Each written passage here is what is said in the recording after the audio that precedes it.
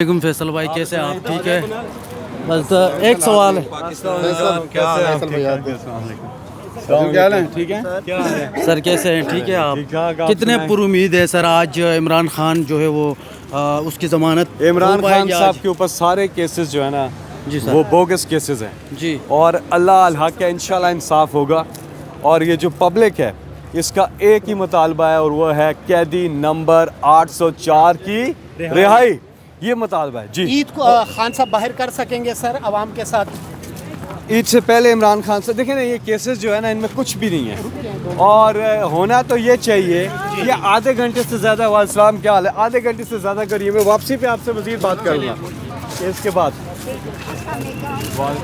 जी sir, अगर आज ज़मानत होती है तो कहा यह जा रहा है कि वो फिर जेल से बाहर आ जाएंगे, संजय जी, तो आप मैंने कितना कहा ना- पुरुमीद है सर?